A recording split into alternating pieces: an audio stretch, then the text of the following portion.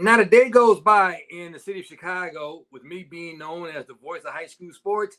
People always say, Kenny, who's the best high school basketball player to come out of Chicago? Kenny, who's your Mount Rushmore in Chicago? Well, no matter how you put it, you can't do it without my man Isiah Thomas. It is a pleasure to bring in my man Zeke. How you doing? I'm doing good, brother, and they are asking the right person because you are definitely a historian of the game and has seen it, from everywhere, from the park to the gym to the playground. I don't think there's been a place where you haven't seen the game. Every time I played, I looked up and somehow you were there. Yeah, well, I came to see the best. I came to see you. But Isiah, you are a legend on the basketball court. We know you're an Olympian. You won NCAA. You won 2 NBA titles. But what stands out to me is that you're a legend in the business world, more so than even on the basketball court. I think people don't realize that the last time you were in town, we were over at Navy Pier at the All-Star break. We were talking about your champagne. I got in trouble for not bringing some home to my mom because she Yeah. loves champagne. Um, Tell me about your champagne. I know it has been unbelievably successful for you. We're the fastest growing champagne in the United States. It's Sherlan Champagne. We had 200 acres over in the Aube region of Champagne, which is the oldest region of Champagne. And our champagne is really known for its zero sugar and low sugar. Most champagnes that you've been drinking here in the United States are really loaded with sugar, and you're getting the second and the third press of the grape. We're the largest first grape producer of champagne in the world, and all the champagne that I own and import, bring over, is the first press of the grape, zero sugar, low sugar. And again, it's one of the fastest growing champagnes in the United States. You can go to Sherlan.com or shopsherlan.com, and I tell you all about it, and you can order directly from the website, and we'll deliver it right to your doorstep. What made you decide to get into the champagne business? I had a popcorn company called Popcorn Indiana, and I know all of us are saying, well, why popcorn? Well, all of us know about Garrett's, right? Right. So fell in love with popcorn at a very young age, and started a popcorn company called Popcorn Indiana. Went to Indiana University. You see that red bag of kettle corn every time you walk through the airports or in your Walgreens or CVS's or in your Jewels or Oscos or what have you. So that is the company that I started. Sold that company, and then was looking for the next venture to go into. Always had an interest in the spirit space in terms of wines, tequilas, and vodkas. But there's a new wine, a new vodka, a new tequila that comes out every month. The competition is very stiff there. So I looked up to the champagne space, and in the champagne space, there's a lot of competition in the champagne space, but there are only 3 or 4 leaders that people can name by brand. So I thought it'd be a good idea to go into that space. Okay, and I was doing my homework, as you know I would do. I also seen that you bought a cannabis company for for medical purposes. Yeah, so I'm a vice chairman and CEO of One World Farmer. It's a cannabis hemp company that we are headquartered in Las Vegas, but we cultivate and grow in Colombia. And the reason why we use Colombia is because it's just very similar to Champagne.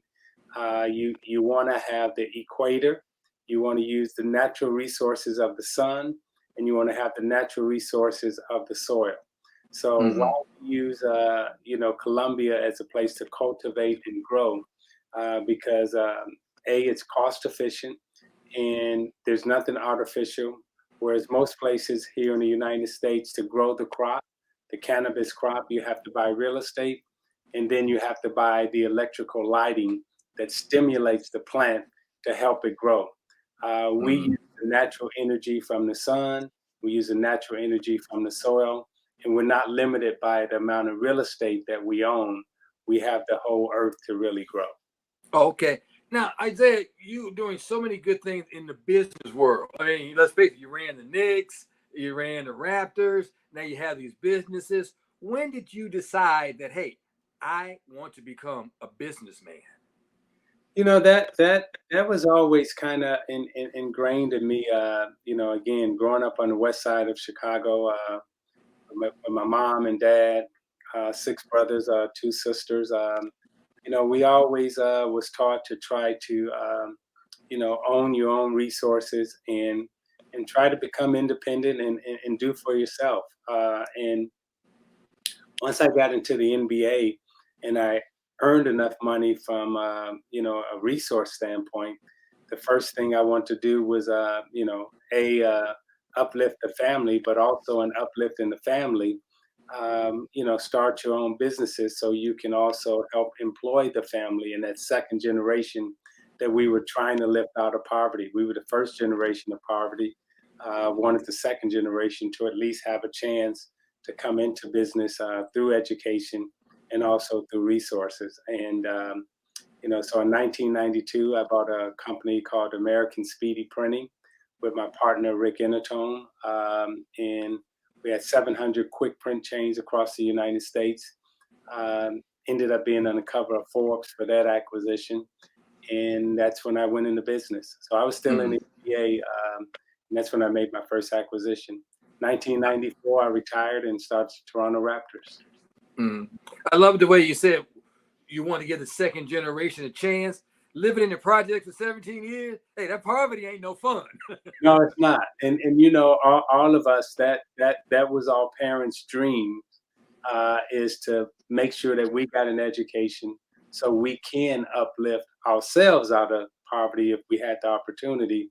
But I was fortunate enough to play in the NBA and have enough money that now I could, help my nieces, my nephews, and my cousins get education so they can also uplift themselves. And then hopefully there's opportunity in the business where we all can work together. Hey, Isiah, for youngsters in the NBA today, they're making more money than ever before. Would you tell them that they should prepare for life after basketball now, or should they wait until they're finished playing to decide, hey, I want to get into business? Well, definitely prepare for it now. And your business right now is the NBA. No matter what business you go into, most of the guys who are playing in the NBA right now, you're never going to receive a check as big as the one you get. Yeah, true. How true. So your main business right now is the NBA, and you want to make that money and you want to save that. And then when you got some maturity in terms of, you're going into the later stages of your career, that's when you start investing and that's when you start going into business. I think you're mature enough then. You've kind of lived out the most important years of your NBA career from an economic standpoint, and now you want to get into the next phase of your life. Okay. Now, you look in the newspaper, you look at ESPN, they're always talking about athletes going broke. When you played, did you say to yourself, I'm not going to be one of those guys that go broke? Or did you surround yourself with good people to be successful? Well, the first thing I did was I studied why the athletes were going broke. And I was curious. And as you know, I'm very curious in terms of education and always thirsting for knowledge. And what I found out is that while most of the athletes were going broke, when I became president of the Players Association, I was always involved in the Players Association. What was happening was the agent or the representative who was representing the player, he at that time was taking 20 to 25% of the player's money right off the top. At that time, we were in a high tax bracket, anywhere from 45 to 50% during that period of time. So 70% of the dollar was automatically gone from that athlete. So no matter what he or she did during that period of time, it was very difficult to save money.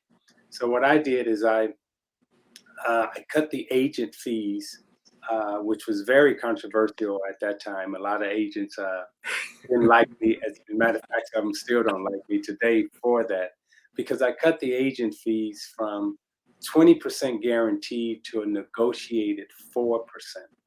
And then what we did is we standardized the contracts and made them all uniform. So the language now that's in the contract, there's really no negotiation because Mm-hmm. uniform contracts. And then we slotted the salary. So the first pick gets X, the second pick gets Y, third pick gets Z, so forth and so on. And so that gives the player an opportunity in his first 5 years, not to necessarily have representation, but also to save his money. So Mm-hmm. um, if you look now, you see a lot of athletes. You don't see that athlete going broke story as much as you did back when I came in. And I think a big reason for that is because of the changes that I made at the Players Association. Well, that's great for you to think of the other of your teammates and NBA players, because a lot of people wouldn't have done that. They'd just been like, "Hey, I got mine, you get yours." And Yeah, good for you. but us being from Chicago, right? Right. We always come with the mindset of how can we uplift our community, how can we uplift each other, and how can we, just take care and look out for each other. So that's always been my mindset. Now, Mm-hmm. people from other cities, they probably think, hey, I got to get mine, you get yours. I think most of us from Chicago, we're always trying to figure out how to help each other. Hey, Isaiah, when did you know that you would be special with a basketball? I mean, I can go back to watching you in high school and at Malcolm X in the basement in Yeah. that gym, making guys go, "Oh my God, do you believe what he just did?"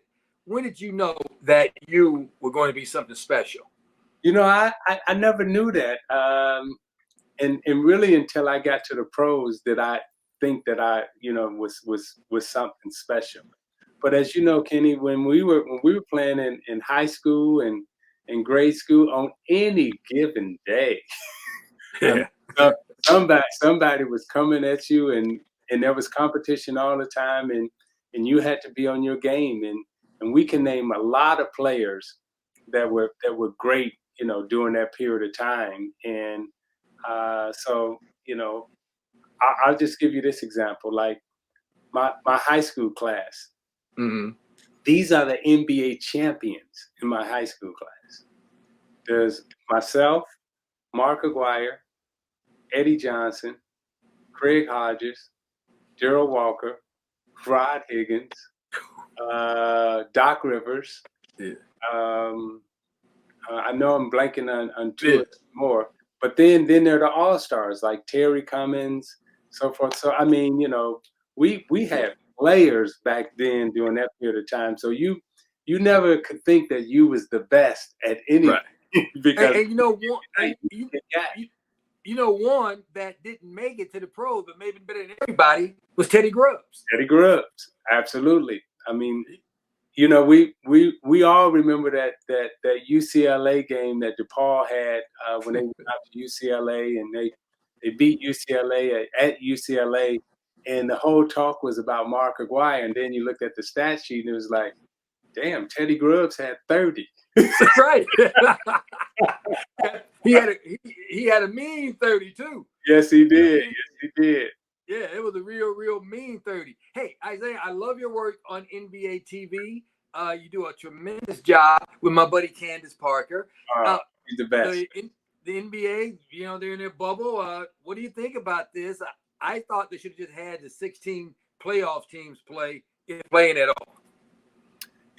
I agree with you, but then there was the Zion effect. You wanted to give him a chance, and the Pelicans a chance, and Portland and everyone else to make the playoffs with Dame Lillard. So that you don't want to take away that intrigue. We're going to start it. There definitely was some debate about, should you just start the playoffs with the 16 teams, or do you give the others a chance to make it? And I thought giving the others a chance to make it was the right call, because the others are so intriguing, and you do want to see Zion, you do want to see Dame Lillard, a healthy Portland team. So I think it adds a little excitement to it all. Okay, and there's nothing like NBA basketball and excitement. I know they're going to start it. I hope we are able to finish it and that nobody gets sick. Hey, are you tired of talking about the Last Dance and all the Dream Team? Yeah, look, anybody that knows anything about basketball knows that you should have been on the Dream Team. I mean, come on, Christian Laettner there, you're not there. John Stockton there, you're not there. We know there's a bunch of crap that you weren't there. We know this. I don't want to talk about that. The one thing I want to ask you is that watching The Last Dance, Yeah. I saw Michael Jordan say that Magic Johnson, and you can see his jersey over my head. Your guy. That's a good jersey now. That's a good jersey. I ain't mad at that. Yeah. I'm not mad at that. Yeah, you got to get me one for Isiah Thomas. Absolutely. But Michael Jordan says that Magic, the best point guard, you're the second best point guard in the league. He respected your game no matter how much he hated you. Yeah. That word hate shocked me. I think that may have been done for TV effect. What did you think when you heard that word talking about you? You know, I just took a deep breath, right? Because I was really shocked to hear that, especially coming from him, because we had seen each other. We had gone to dinner. He and Ahmad Rashad and I had been out to dinner before, and never really got that feeling from him, that vibe from him all these years. Even when I was calling games for NBC and coached him in his last All-Star game in Atlanta, and I was really shocked, just as well as I'm sure everyone in my family was shocked, and you know Darren, and you know our whole family. We all interacted. You know, my brother and my sister and his brother were close during that period of time. Our mothers were communicating, so right. We were competitors, and that's as far as I took it. I never thought nor expected that he had that level of I guess you would say hate in his heart. Well, I think that was said for TV. I really do. I think that you got to get that shock effect. I really believe that shock effect. I really do. NBA champion. You want to pick one right now? Definitely, the shock effect happened. Yeah, it did. It did. Hey, you want to go on a limb and pick an NBA champion? You know, I'm gonna have to go with one of the LA teams. Lakers or Clippers. I think both of them are positioned properly to have great success because they have talent. However, I think they're two dark horses, and when you look at the Philadelphia 76ers and you look at the Portland Trail Blazers, if those two teams are healthy and they're playing at their ultimate best, they could. It wouldn't surprise me if either one of those teams won it either. Okay. Yeah, I agree with you. It's going to be really exciting. It's going to be a lot of fun. We're going to continue to watch your outstanding work on NBA TV. Hey, Isiah, you are a legend in Chicago, but I'm just so impressed with what you've done off the court in the business world. And I hope that our young student athletes look at you, not just for what you did on the court, but what you're doing off the court, because we don't want them to ever go broke. We want them to be successful like Isiah Thomas. And we want them to also help the next generation of their nieces, nephews, sisters and brothers who are in poverty. Try to uplift the family. Keep trying to uplift the family. Well, and I tell you what, I'm going to send you my address because my mother wants some champagne, man, and she won't let me live it down.